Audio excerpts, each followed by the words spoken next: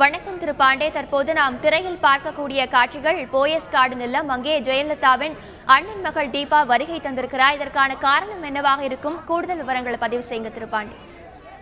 நேரடியா வெளியே பேட்டி கொடுத்தோன்னே நமக்கு அதோடைய முழு விவரங்கள் தெரிய வரும். இப்போதைக்கு அவங்க சொல்லியிருக்கக்கூடிய தகவல் ஒன்றே நமக்கு கிடைச்சக்கூடிய பாத்தீங்கன்னா, அவருடைய சகோதரர் தீபக் அழைச்சாரு. நம்ம மறைந்த முதலமைச்சர் ஜெயலலிதாவுடைய உருவப்படத்திற்கு நம்ம அஞ்சலி செலுத்தணும், அதனால வாங்க அஞ்சலி கூட்டாரு அப்படின்னு சொல்றாங்க. போயஸ் இல்லக்கு உள்ள நம்ம நேரடி காட்சியில பார்க்கலாம். உள்ள தீபா இருக்கிறத பார்க்கணும். தீபக் இருக்கக்கூடிய காட்சிகள் நமக்கு இன்னும் கிடைக்கல. தீபா போயஸ் இல்லத்துக்கு உள்ள இருக்கிற பாக்குறோம். எல்லாருமே அதிமுகவை சேர்ந்த முக்கியமான பிரமுகர்கள், வெளிமாநிலத்துல வரக்கூடியவங்க, வெளிநாட்டுல வரக்கூடியவங்க, தேசிய தலைவர்கள்லாம் வரக்கூடிய இடத்துல தீபா பாக்குறோம். தீபா அண்ட் தீபக் ரெண்டு பேருமே ஜெயலலிதாவுடைய அண்ணன் மகன்கள், அவங்க பிள்ளைகள். அவங்க தீபக் அடிக்கடி வரக்கூடியவராக இருந்தாரு. தீபா மட்டும் சர்ச்சையின் காரணமாக, சில பிரச்சனையின் காரணமாக அவங்க வர முடியல. ஜெயலலிதா இருக்கும் போதே வந்துட்டு போகக்கூடிய இடத்துல திரு தீபக் இருந்தாரு. ஜெயலலிதா இருக்கும்போது இடத்துல உள்ள நுழைய முடியாத இடத்துல தீபா இருந்தாங்க. அது மாறி மாறி காரணம் சொல்லப்படுது. இவங்க தான் காரணம், அவங்க தான் காரணம்னு நமக்கு கிடைச்ச பேட்டிலேயே அவங்க சசிகலா குடும்பத்தினர் மேல மறைமுகமாக குற்றம் சாட்டியிருந்தாங்க. இன்னைக்கு திடீர்னு சர்ப்ரைசிங்கா காலையில கிளம்பி வந்திருக்கிறாங்க. தீபக் அங்கதான் உள்ள இருக்கிறா சொல்லப்படுது. தீபா வந்திருக்கிறாங்க. அவங்க போய் சொல்றதுல உள்ள இருக்கிறாங்க. பிளஸ் அங்க வெளிநின்று காட்சி, ரெண்டு காட்சி நம்ம பார்த்தோம். அவருடைய கணவர், தீபாவுடைய கணவர், அவரும் கூட சில மன வேறுபாடுகள் காரணமா தனியா கட்சி ஆரம்பிக்கணும்னு சொல்லியிருந்தாரு. நிறைய விஷயங்கள்லாம் ஓடிட்டு இருக்கு. இப்போ அவரும் சேர்ந்து கூட வந்திருக்கிறாரு. தன்னுடைய மனைவி உள்ள அனுமதிக்க மாட்டாங்க அப்படிங்கிற தகவல் வந்தாங்க. அங்க ஒரு பரபரப்பான சூழல் காணப்பட்டது. அங்க ரெண்டு பக்கமும் வாகனங்கள் தூக்கம் இல்லாமல் வருத்தம் இல்லாமல் முழுக்க அங்க மறிக்கப்பட்டிருந்தது. இப்போ உள்ள இருந்து செல்லக்கூடிய போய் தோட்டம் பகுதியில இருந்து செல்லக்கூடிய வாகனங்கள், வெளியில அண்ணா சாலை நோக்கி செல்லக்கூடிய வாகனங்கள், மற்ற சாலை நோக்கி செல்லக்கூடிய வாகனங்கள் எல்லாமே இப்போ அனுமதிக்கப்பட்டிருக்கின்றன. அதே மாதிரி போக்குவரத்து ரொம்ப சில நிமிடங்கள் அனுப்பிட்டாங்க. ஏன்னா அந்த இடத்துல பெரிய டிராபிக் இருக்கக்கூடிய ஏரியா கிடையாது. அது ரொம்ப விவிஐபிகள் இருக்கக்கூடிய பகுதி அப்படிங்கிறனால அங்கே பெரிய டிராபிக் இருக்காது. கோஷான ஒரு ஏரியா இருந்ததுல. ஆனாலும் சில வாகனங்கள் கொஞ்சம் ஒரு 10-20 நிமிடத்துக்கு அங்கே தடுக்கப்பட்டிருந்தது. இப்போ அந்த வாகனங்கள் வரிசை அனுமதிக்கப்பட்டு ஒரு பக்கத்துக்கு இவங்க குடும்பத்தினர் அங்கே வந்திருக்கனால அவங்க தொண்டர்கள் கூட அந்த தகவல் கேள்விப்பட்டிருக்காங்க. தீபாவுடைய ஆதரவாளர்கள், தீபக்குடைய நண்பர்கள் மற்றும் மாதவனுடைய ஆதரவாளர்கள் தான் காட்சி பார்த்தோம்.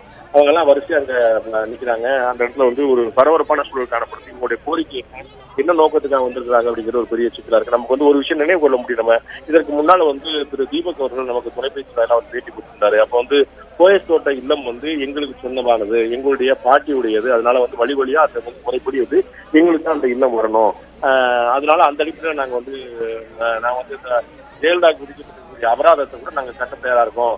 இந்த போயஸ் தோட்டம் எங்களுக்கு கையை விட்டு போயிடக்கூடாதுங்கிறதுக்காக நாங்க எங்களுக்கு அடமானம் கொடுக்க நாங்க தயாரா இருக்கோம். நாங்க அந்த வரி கடனை கட்டுறதுக்கு நாங்க மன்னிக்கிறோம், அந்த அபராத தொகை கட்ட தயாரா இருக்குன்னு சொன்னாங்க. அப்ப நம்மளே சொல்லியிருந்தோம் அந்த மாதிரி இதுதான் அந்த அபராத தொகை நம்ம வசூலிக்கப்படாது, அதற்கு இவங்களுக்கு நம்ம இறந்துட்டனால அவங்களுக்கு கிடையாதுன்னு சொன்னோம். அப்ப கடைசியில உச்சநீதிமன்ற தீர்ப்புல அவங்களை பற்றி அவங்களுடைய அபராதத்தை வசூலிக்க எந்த தகவலுமே இல்லை அப்படின்னு நம்ம பார்த்துருக்கோம். அது போல அவங்க அடிப்படையில மறைந்த முதலமைச்சர் ஜெயலலிதாவுக்கு சொந்தமான சொத்துக்கள் அத்தனையுமே அந்த வழக்குல சம்பந்தப்பட்ட 91-96 வருமானத்துக்கு அதிகமாக சொத்து சேர்த்த வழக்குல அவங்களுக்கு அவங்களுடைய அந்த வழக்குல சேர்க்கப்பட்ட சொத்துக்கள் அத்தனையுமே பறிமுதல் செய்யப்படுறதுக்கான நடவடிக்கைகள் துவங்கிட்டு தான் தகவல்கள்லாம் அந்த சொத்துக்கள் பட்டியல்ல போயஸ் தோட்ட இல்லம் பொறுத்தாது. ஏன்னா அது 91-96 முன்னாடியே வாங்கினது. அவங்களுடைய தாயார் இருந்த போதே அவங்க வாங்கி அவங்க ஆசையா கட்டின ஒரு இல்லம் ஜெயலலிதா அவர்கள் கட்டின இல்லம். அதனால அந்த சொத்து இல்லை அப்படிங்கிற சொல்லும் போது இப்ப அந்த இல்லம் யாருக்கு சொந்தமானது அப்படிங்கிற ஒரு கேள்வி. போயஸ் தோட்ட இல்லம் யாருக்கு உரிமையானது அப்படிங்கிற ஒரு பிரதானமான கேள்வி இருக்குது.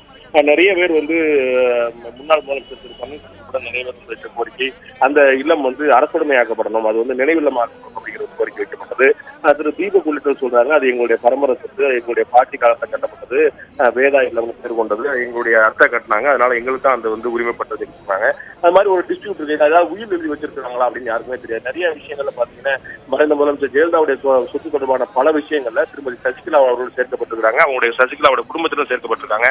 அதெல்லாம் ஜெயலலிதா அவர்கள் இருக்கும் போதே, உயிர் எல்லாம் கிடையாது, ஜெயலலிதா அவர்கள் இருக்கும் போதே பங்குதாரராக சேர்த்து அந்த பத்திரங்கள்ல பல இடங்கள்ல சசிகலா மற்றும் அவரோட குடும்பத்தினர் ஜெயலலிதா இருக்கும் போதே கான்சியஸாக நினைவோடு சுய நினைவோடு அவர் எடுத்த முடிவாக பல சொத்துக்கள் ஜெயலலிதா தொடர்பான நேரடியான சொத்துக்கள் பல சொத்துக்கள் வந்து அவருடைய சசிகலா மற்றும் உறவினர்கள் பேர்ல எழுதிக்கப்பட்டிருப்பாங்க. ஆனா போயஸ் தோட்டம் இல்லம் அப்படிங்கிறது வந்து என்ன அங்க அதுக்கு வந்து உயில் இருக்குதா, அதுக்கு வந்து அவங்க ஏதாவது சொல்லி வச்சிருக்காங்களா, ஏதாவது எழுதி வச்சிருக்காங்களா, வழக்கறிஞர்கள்ட்ட தகவல் இருக்கா, ஆடிட்டர்கிட்ட தகவல் இருக்குதா, கட்சியில ஏதாவது சொல்லி வச்சிருக்காங்களா, மூத்த பெருமக்கள் ஏதாவது சொல்லி வச்சிருக்காங்களா, சசிகலா குடும்பத்தினருக்கு வந்து என்ன சசிகலா வந்து அவங்க ரேஷன் கார்டுல அவங்க பேர் இருக்கு, சசிகலா குடும்பத்தினர் வந்து அவங்க மற்றும் இளவரசி எல்லாமே அங்க இருக்கக்கூடிய விவேக் எல்லாருமே என்னுடைய நினைவு சரியா இருக்குமானால் போயஸ் தோட்டத்தில் இருக்கக்கூடிய ரேஷன் கார்டுலயே அவங்களுடைய பேர்லாம் இருக்குது, வாக்காளர் பட்டியலில் அவங்க பேர் இருக்கு, எல்லாருமே வந்து என்னுடைய நினைவு சரியா இருக்குமானால் ஜெயலலிதா மட்டும் இல்லாம சசிகலா, இளவரசி, விவேக் ஆகியோர் வந்து போயஸ் தோட்ட இல்லத்தை தான் தங்களுடைய வாக்காளர் பட்டியலையும் பேரா கொடுத்திருக்காங்க, தங்களுடைய ரேஷன் அட்டையிலையும் பேரா கொடுத்திருக்காங்க. சோ அந்த முகர்ல அவங்க இருக்கிறாங்க. பட் அந்த இல்லத்துக்கான பாத்தியதை, அந்த உரிமை அப்படிங்கிறது எந்த அளவுக்கு இருக்குது அப்படிங்கிறது நமக்கு யாருக்குமே தெரியல. சோ உயில் எழுதி வச்சிருக்காங்களா அப்படிங்கிறது அண்ணன் மகள் அப்படிங்கிற முறையில லீகல் ஹையர் நாங்க தான் அப்படிங்கிற ஒரு முயற்சி இவங்க மேற்கொள்ள கூடும். திடீர்னு இன்னைக்கு ஞாயிற்றுக்கிழமை பகல் பொழுதுல இவங்க வந்திருக்காங்க அப்படின்னா தீபக் அங்கதான் இருக்காருன்னு சொல்லப்படுது. தீபா வந்திருக்காங்க, மாதம் வந்திருக்காங்க. அங்க போய் சொல்றதுல திடீர்னு ஒரு முன்னறிவிப்பின்ற ஒரு பரபரப்பான ஒரு சம்பவம் நடந்து கொண்டிருக்கனால அந்த அவங்க என்ன நோக்கத்துக்காக வந்திருக்காங்க அப்படிங்கிறது நமக்கு சரியா தெரியல. அவர்கள் வெளியே வந்து பேட்டி கொடுத்த பிறகுதான் தெரிய வரும். அவர்கள் சொல்லக்கூடிய தகவல் வந்து மறைந்த முதலமைச்சர் ஜெயலலிதாவுக்கு நாங்க வந்து புகழஞ்சலி செலுத்துறதுக்காக நாங்க வந்து அவருடைய இல்லத்தை நாங்க வந்து ரொம்ப நாள் ஆச்சு அவங்க பார்க்கலனால பாக்குறதுக்காக வந்து சொல்லியிருக்கலாம்.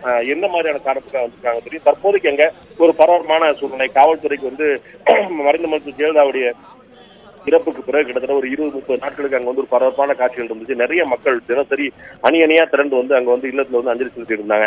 அதற்கு பிறகு அங்க சசிகலாவும் இல்ல, சசிகலா குடும்பத்தினரும் இல்லை அப்படிங்கும்போது அந்த இடம் வந்து ஒரு அமைதியான இடமாக மாறிவிட்டது. அந்த இடத்துல வந்து பெரிய பரபரப்பு கிடையாது. பொதுமக்களுடைய வருகை கூட பெருமளவு குறைந்து விட்டது. ஸோ வந்து போலீஸ்காரங்களுக்கு பெரிய வேலையெல்லாம் 2 போலீஸ்காரங்க மட்டும் தான் இருப்பாங்க. அங்க மெயின் ரோட்ல போலீஸ்காரங்க இருப்பாங்க, அந்த தோட்டத்துக்கு திரும்புற இடத்துல ஒரு 2 போலீஸ்காரங்க இருப்பாங்க. அந்த மாதிரி இருப்பாங்க. அவங்களுக்கும் பெரிய சிரமம் இல்லாம இருந்தது. தற்போது திடீர்னு மீண்டும் வந்து கிட்டத்தட்ட ஒரு 6 மாசத்துக்கு பிறகு போலீஸ்காரங்களுக்கு கடுமையான வேலை. நிறைய போலீசார் குவிக்கப்பட்டிருக்க பாக்குறோம். கிட்டத்தட்ட 200க்கும் மேற்பட்ட போலீசார் குவிக்கப்பட்டிருக்க பாக்குறோம். அவங்க வந்து ஒரு சுமூகமான விஷயம் அவங்களை தடுக்கணும். அதே சமயம் என்ன காரணத்துக்காக தடுக்கிறோங்கிற ஒரு பெரிய குழப்பம் இருக்கும். அவங்க என்ன நோக்கத்துக்காக போறாங்கன்னு பார்க்கணும். ஒரு அசம்பாவித சம்பவம் நடக்காம எப்படி ஒரு சாஃப்டா ஸ்மூத்தா ஹேண்டில் பண்றது அப்படிங்கிற ஒரு கடுமையான நிலையில காவல்துறை இருக்கக்கூடிய பார்க்கிறோம் நம்ம சேர்க்கலாம். திரு பாண்டே, ஏற்கனவே சில தினங்களுக்கு முன்பு இந்த போயஸ் தோட்ட இல்லத்தை நினைவில்லமாக மாற்ற தமிழக அரசு ஒரு நடவடிக்கை மேற்கொண்டு வருகிறது ஒரு செய்தி வந்தது. இதன் பிறகு ஜெயதீபா அவர்கள் ஒரு அறிக்கையை வெளியிட்டிருந்தார். அதாவது இந்த போயஸ் தோட்ட இல்லம் தங்களுக்கே சொந்தம், சட்ட ரீதியாக இதை எதிர்கொள்வேன் என்று ஒரு தகவலை அவர் ஒரு அறிக்கை வாயிலாக அவர் தெரிவித்திருந்தார். தற்போது இவர் போயஸ் தோட்டம் இல்லத்திற்கு வருகை தந்திருக்கிறார்.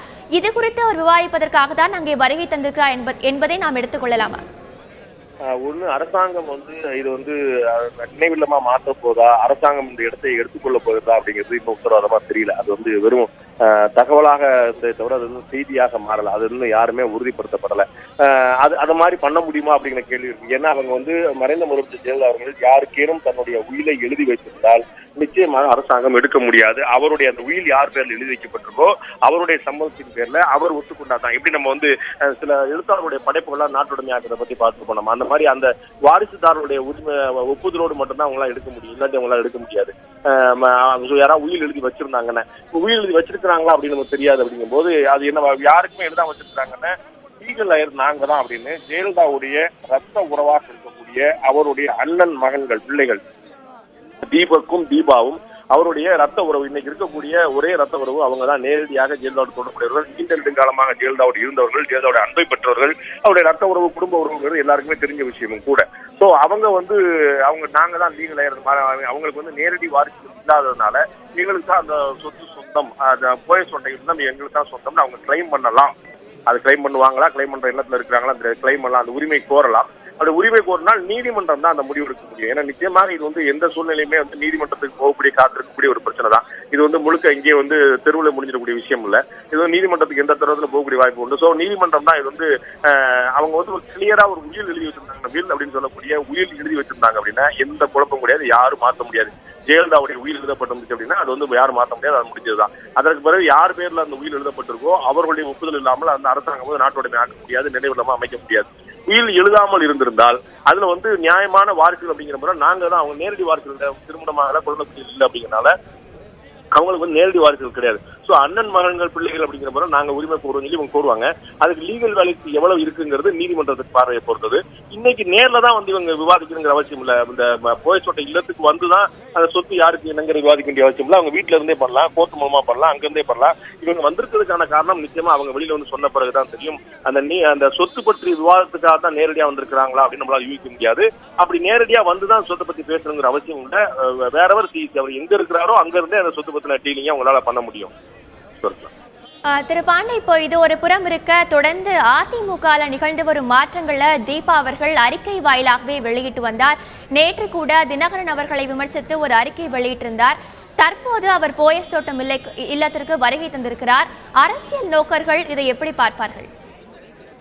நிச்சயமா இது வந்து ஒரு அட்ராக்ஷன் தான். இன்னைக்கு வந்து கொஞ்ச நாளைக்கு பிறகு திரும்ப பிரேக்கிங் நியூஸ் ஆரம்பிச்சோம் இல்லையா? நம்ம வந்து எல்லா செய்திகளுமே வந்து ஒரே பிரேக்கிங் நியூஸ் இருந்துச்சு. எம்எல்ஏக்கள் எந்த பக்கம் இருக்கிறாங்க, எடப்பாடி பழனிசாமி தமிழகத்தினுடைய முதலமைச்சர் அவர் பக்கம் எவ்வளவு இருக்கிறாங்க, முன்னாள் முதலமைச்சர் திரு பன்னீர்செல்வம் பக்கம் எவ்வளவு இருக்காங்க, அம்மா அணியோட துணை பூச்சலாக இருந்த திரு தினகரன் பக்கம் எவ்வளவு இருக்கிறாங்க. இந்த மாதிரி மாறி மாறி தானே இந்த பக்கம் எம்எல்ஏக்கு போறாங்க, அந்த பக்கம் போறாங்க பேசுவோம். அதை தாண்டி மீண்டும் வந்து ஓபிஎஸ், இபிஎஸ், டிவி அப்படின்னு போயிட்டு இருக்கிற விஷயம் மாறி திருப்பி போயஸ் தோட்டம் அப்படிங்கிற இடத்துக்கு திரும்ப அந்த வகை பிள்ளையை இன்னைக்கு வந்திருக்காங்க. இதோட தொடர்ச்சி அவங்களுடைய செய்தியாளர் சந்திப்பின் பிறகு அது நிகழ்வு என்னங்கிறது தெரிஞ்சிடும். அவங்க வந்து செய்தியாளர் சந்தித்த பிறகு அவங்க சொல்லக்கூடிய கருத்துல எந்த அளவுக்கு ஆழம் இருக்கு, எந்த அளவுக்கு தேவை இருக்குது, அது எந்த அளவுக்கு நியாயம் இருக்குது அப்படிங்கிறத பொதுமக்களுடைய பார்வையை பொறுத்தா இதை பார்க்க முடியும். இது வந்து அரசியல் முக்கியத்துவம் வந்து இருக்குதா இல்லையாங்கிறது அவங்க வெளியில சொன்ன போதுதான் தெரியும். ஏன்னா இது வந்து அவங்க கட்சி சார்ந்த நடவடிக்கை இல்லை, அது வந்து அவங்களுடைய தனிப்பட்ட உறவு சார்ந்த இடம். அது போயஸ் தோட்டம்ங்கிறது அதிமுகவுடைய பொதுச்செயலாளராக இருந்த, தமிழ்நாட்டின் முதலமைச்சராக இருந்த ஜெயலலிதாவுடைய வீடு. சோ இன்னைக்கு வந்து பொலிட்டிக்கல் ஆக்டிவிட்டி அங்க வந்து அரசியல் நடவடிக்கைகள் எதுவுமே அங்க கிடையாது. அவரும் இல்ல, அவருடைய அரசியல் நடவடிக்கையும் கிடையாது.